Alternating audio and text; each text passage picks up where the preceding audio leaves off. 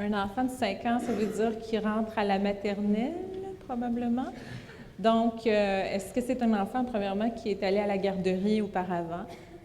Est-ce que c'est un enfant, bon, il faudrait voir qu'est-ce que c'est les symptômes que l'enfant a. Est-ce que c'est uniquement qu'il ne veut pas sortir de la maison? Est-ce que c'est dans un contexte où il vient d'avoir une séparation des parents? Vous voyez, il faut déjà aller chercher un petit peu le contexte, finalement, de cette situation-là.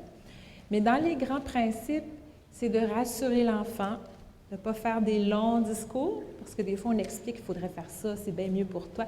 Ça ne marche pas, parce que quand il est très, très, très anxieux, là, il est comme... Il ne peut pas écouter bien ce que vous êtes en train d'expliquer. Quand on a 5 ans, on va à l'école, on s'habille, on se prépare, maman ou papa va aller te reconduire. Tu es un bon professeur, on a pris le temps d'aller voir qu'est-ce qui se passe à l'école, parce qu'on est très anxieux nous-mêmes, et tu dois aller à l'école. Donc, on demande aussi l'aide du professeur, parce que c'est comme pas facile si c'est au début de la scolarisation. Et souvent, les professeurs vont avoir certains trucs. Mais souvent, il faut que le parent qui vient reconduire l'enfant lui permette d'aller à l'école, ce qui n'est pas toujours facile, parce que je n'ai pas parlé, mais dans l'anxiété de séparation, il y a une autre personne qui a l'anxiété de séparation aussi de l'autre côté. Et il faut comme se rassurer comme parent que l'enfant va être capable de le faire.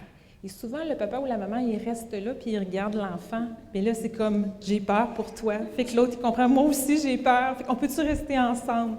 Donc, c'est sûr qu'on s'aime beaucoup. Donc, on veut rester ensemble. Mais pour ton bien, tu dois aller à l'école et je sais que tu es capable et j'ai confiance dans les personnes qui sont là. Donc, je te laisse. Et si l'école a vraiment une difficulté, ils vont vous appeler.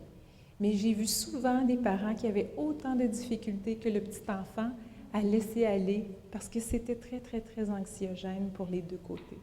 Okay?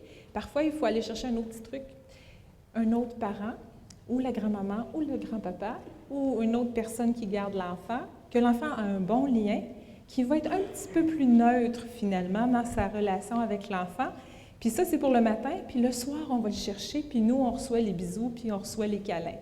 Donc, des fois, il faut regarder comment on peut se faire aider par les autres membres de notre famille.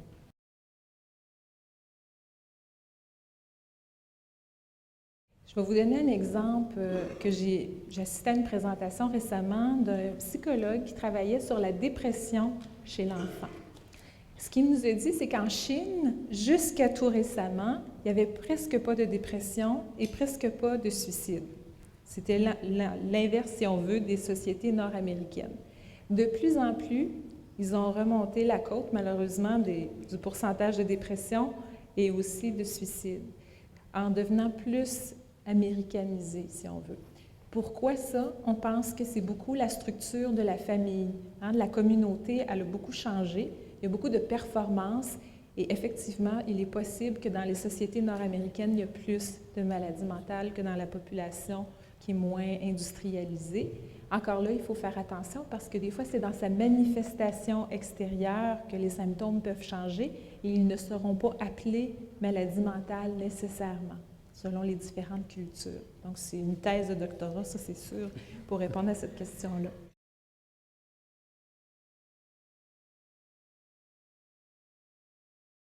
Je pense qu'il y a une augmentation dans le nombre de prescriptions de médicaments, parce que dernièrement, j'avais eu à reviser ça. Je pense que c'est lié, en fait, à nos meilleures connaissances, mais parfois, le problème, c'est que ceux qui ont vraiment besoin de ces médicaments-là ne sont pas nécessairement ceux qui les reçoivent. Donc, est-ce qu'il y a un meilleur dépistage? Probablement. Mais de là à dire qu'il y a plus de maladies mentales, je pense que ça, il faudrait être prudent, puis je ne peux pas répondre à la question.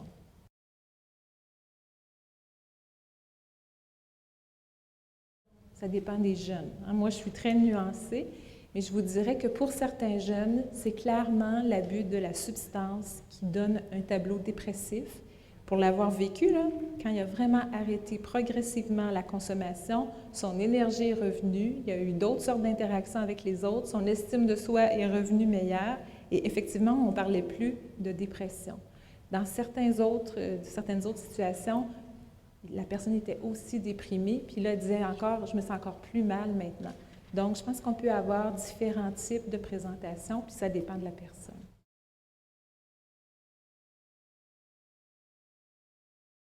L'énurésie, c'est comme ça qu'on appelle ça, C'est dans une classe à part, dans le dictionnaire, si vous voulez, des troubles psychiatriques.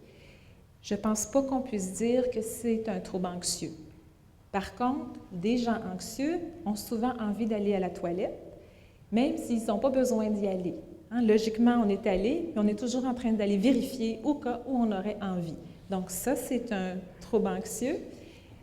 Faire pipi au lit, il y a certaines familles où tout le monde a eu, ou du côté du papa ou de la maman, ça a pris plus de temps qu'une autre personne à être propre. Hein, j'ai même des adolescents que ça va jusqu'à l'âge de 14 ans, qui sont très, très gênés de ça. Mais le papa avait vécu, par exemple, la même chose. Lui avait été propre à 15 ans, qui n'avait plus du tout de problème de ce côté-là. Donc, il y a comme un problème aussi au niveau de la maturité du système nerveux et qui fait que certains enfants, puis c'est souvent avec des enfants hyperactifs, donc on voit que la maturité de notre cerveau ou certaines difficultés peuvent être reliées avec notre système nerveux aussi au niveau de la vessie. Donc, pour ceux-là, ce n'est pas vraiment de l'anxiété, c'est comme ça. Donc, non, ce n'est pas nécessairement un trouble anxieux.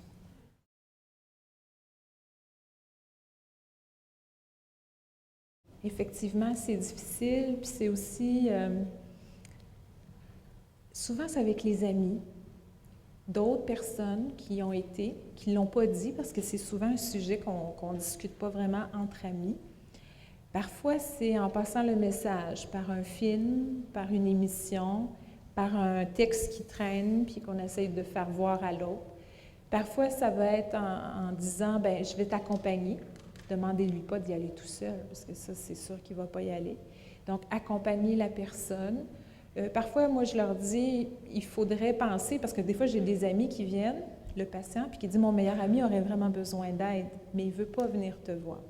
Fait que souvent, je dis, bien, écoute, tu lui dis que n'importe quand je suis disponible, qu'il peut venir me voir la figure, puis voir si ça fit ou ça fit pas. Avec les ados, je pense qu'il faut être un petit peu plus direct. Dire, bien, c'est pas parce qu'il va venir me voir que nécessairement il est obligé de revenir. On a toujours le choix dans la vie, hein, de décider si ça va ou ça va pas. Se donner une chance, je pense que... Mais c'est le soutenir. Parfois, c'est pas tout de suite, ça va être plus tard que la personne va être prête. Donc, attendre, mais l'accompagner. Il ne faut surtout pas le laisser tomber. Parce que si vous êtes inquiet comme ça, c'est parce qu'il y a une raison, puis il faut suivre notre intuition dans ce temps-là.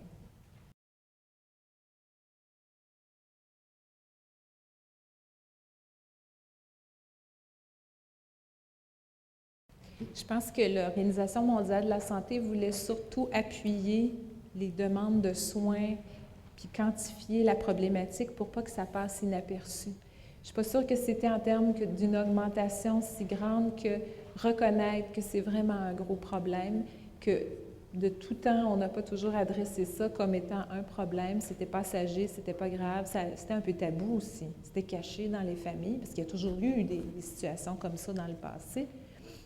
Puis sûrement, il y a des aspects de religion là-dedans, il y a toutes sortes d'aspects qui sont reliés à ça.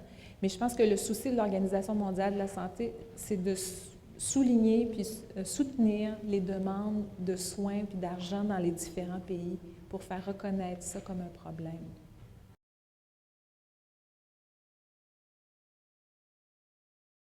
Le trouble de développement, j'en ai pas vraiment parlé, c'est le trouble envahissant du développement ou les troubles autistiques.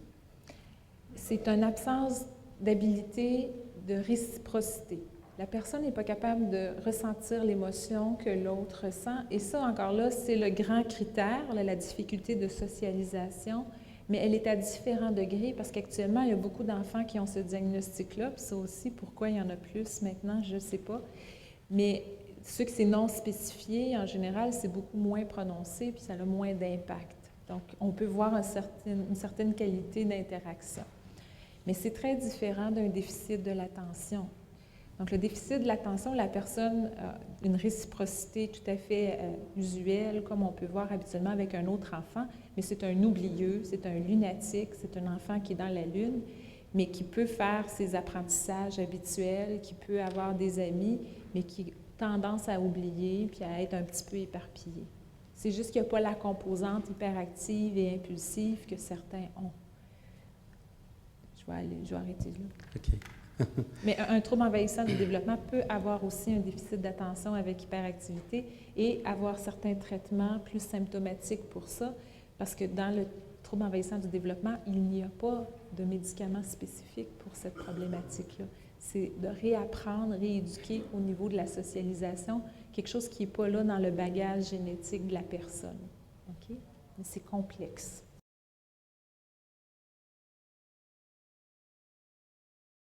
Oui, il y en a que ça disparaît ou qu'ils arrivent assez bien à fonctionner sans médication, sans rien de particulier.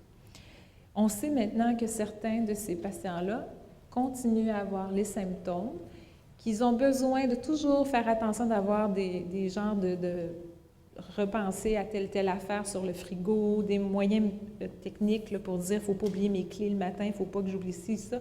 Donc, qui peuvent fonctionner, mais qui restent symptomatiques rendus adultes, et même certains dans la population ici à l'hôpital Douglas qui reçoivent des traitements pour cette problématique-là, ce qu'on ne disait pas il y a à peu près 10 ans. Donc, on reconnaît que certains, ça continue jusqu'à l'âge adulte et que ça continue de leur causer des problèmes. Et souvent, ils ont des enfants qui ont le même profil d'hyperactivité avec déficit d'attention. On sait qu'il peut y avoir des complications aussi à ne pas être traités. C'est des gens qui cherchent des émotions fortes. Souvent, ils peuvent aussi avoir des complications soit anxieuses, dépressives ou même consommer des substances.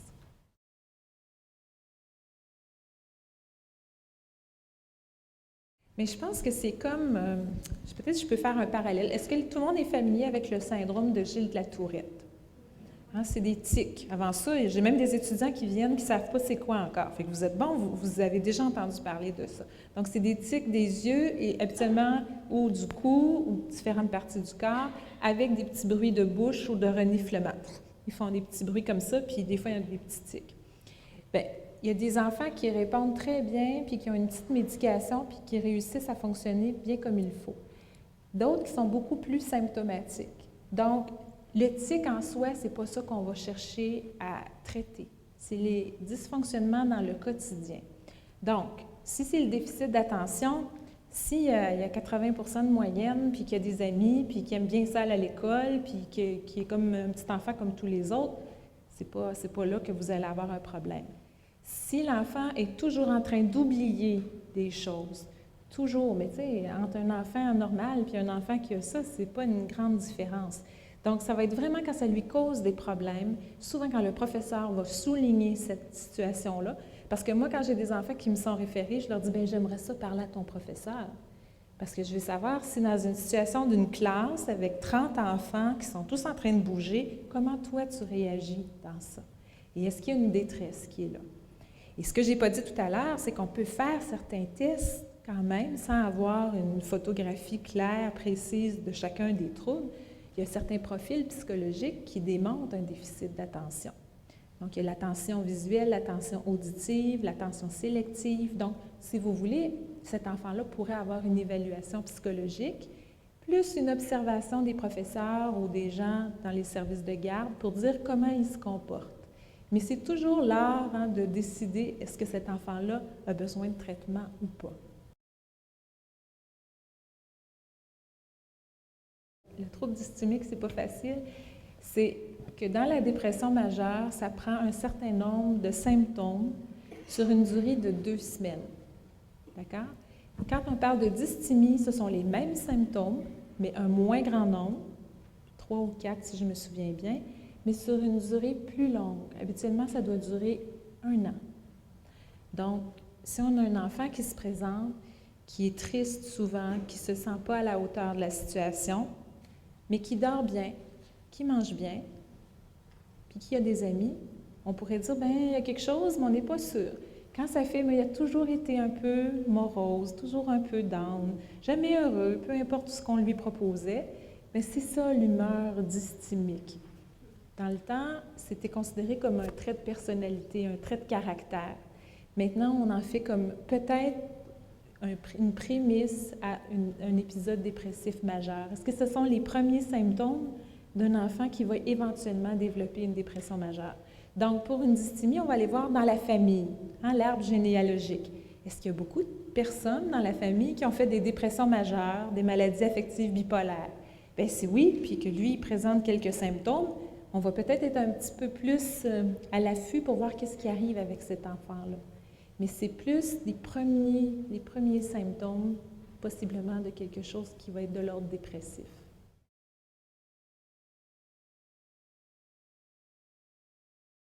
on revient à nos principes. Il faut bien évaluer la situation. Si on a fait une intoxication avec de l'acétaminophène, il faut attendre un certain temps pour que notre foie redevienne dans une bonne condition, parce que ça a des impacts au niveau hépatique.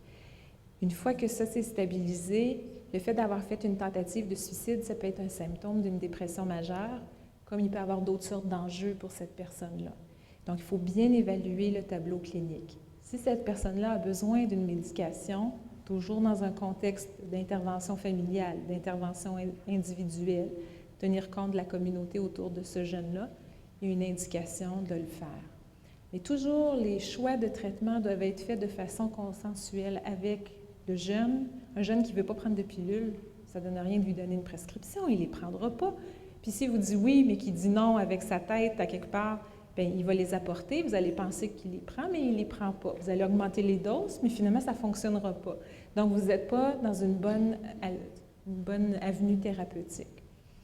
Ça me donne l'occasion de parler que certains antidépresseurs actuellement, c'était écrit « Faites attention » parce que si on prend des antidépresseurs puis qu'on est un adolescent ou un jeune adulte, on a plus de risques d'avoir des idées suicidaires ou même de poser des gestes suicidaires. Actuellement, ça c'était en 2004 qu'il y a eu une grande mise en garde.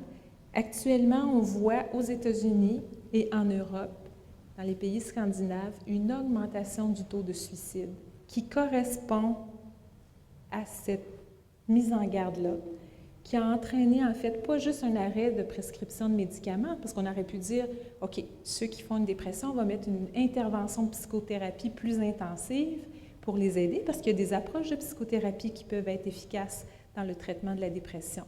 Mais en plus d'arrêter de donner des antidépresseurs, on a diminué notre taux de détection de la dépression majeure et ça a entraîné que des jeunes qui avaient besoin d'un traitement ne l'ont pas reçu parce que les gens avaient peur des effets secondaires.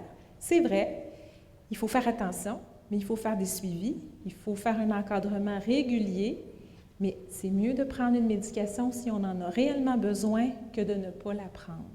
Et actuellement, on voit au niveau de la santé publique l'effet d'avoir mis cette mise en garde-là qui se voulait très louable, c'était pour protéger les gens des effets secondaires, mais qui a entraîné malheureusement une catastrophe parce que ça a augmenté les taux de suicide et le peu de détection de la dépression majeure.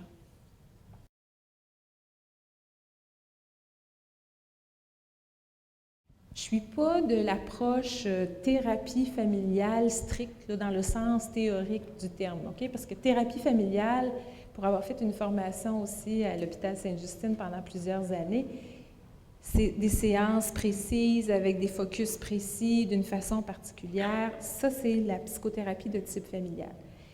Je ne pense pas qu'on puisse avoir ça partout dans la communauté actuellement et ce n'est pas ça que je recommande. Mais à tout le moins, ça nous prend une intervention qui inclut les membres de la famille, ceux au moins qui veulent venir, puis parler de ceux qui ne sont pas là parce qu'ils ont sûrement un rôle important aussi à jouer. Donc, c'est plus une approche intégrée qu'une thérapie familiale stricte.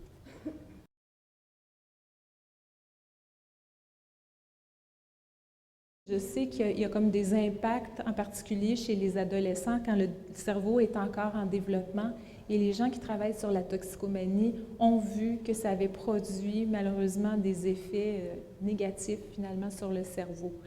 Mais parmi les gens que j'ai vus, on peut avoir les mêmes maladies mentales sans avoir consommé.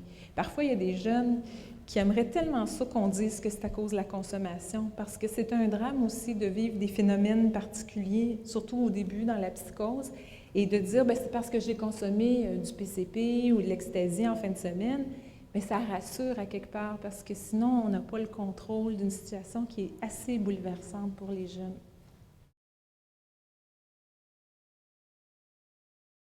De plus en plus, dans les études, même scientifiques, c'est clair que l'abus sexuel, les abus physiques, la négligence sont des facteurs de risque très, très importants pour le développement, en particulier de la dépression, mais des autres problématiques aussi.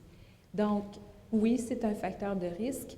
Encore là, si on a vécu des choses comme ça, puis même comme adulte, on peut avoir vécu des choses comme ça, je pense qu'il faut être capable de voir qu'il y a une avenue, qu'il y a une suite, qu'il y a une possibilité graduellement, très graduellement, de passer à travers ces étapes-là.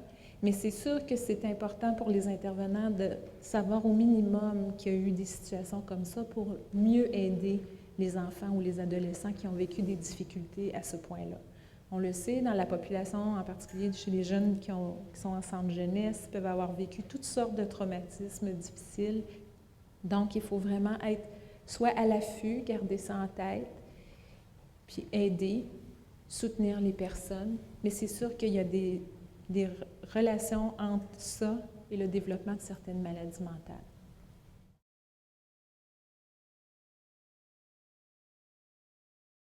Naturellement, c'est le chocolat noir. Oui, oui, si vous mangez du chocolat noir, vous allez augmenter votre sérotonine. Et ça, les femmes peuvent comprendre ça mieux que les hommes. C'est un médicament prémenstruel. Croyez-le ou non, le chocolat noir. Si vous ne voulez pas prendre vos antidépresseurs, donc le chocolat noir va servir à ça. La sérotonine vient d'où?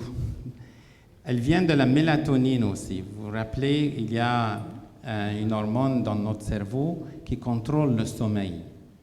Et puis, dans les marchés, actuellement au Canada, il n'y en a pas, mais aux États-Unis, dans les marchés naturels, il y a de la mélatonine. À la pharmacie, il y en a, par exemple. Il y a quelques pharmacies qui en ont, mais la mélatonine, c'est un précurseur. Donc, ça va changer dans notre corps en sérotonine.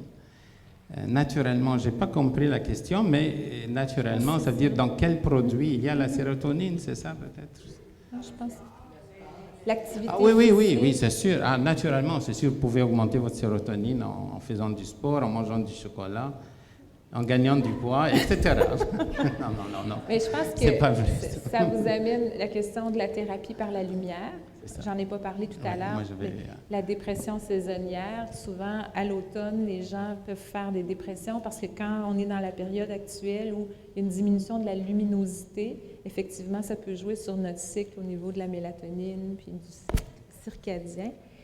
Il y a aussi la mélatonine, elle se vend. J'ai des patients qui en prennent, qui l'ont acheté à la pharmacie. Donc, c'est un produit qui peut aider même chez certains enfants qui ont une hyperactivité, qui ont beaucoup de difficultés de sommeil. Il y a des parents qui l'ont essayé puis qui trouvent, eux, qu'il y a une amélioration. Mais il y a une certaine moins d'effet après un certain temps. Donc, c'est encore des choses qu'il faut étudier. On n'a pas toutes les réponses. Mais les gens essaient de trouver des traitements un petit peu alternatifs avant d'arriver aux antidépresseurs. Encore une fois, Joanne, merci beaucoup pour cette excellente présentation.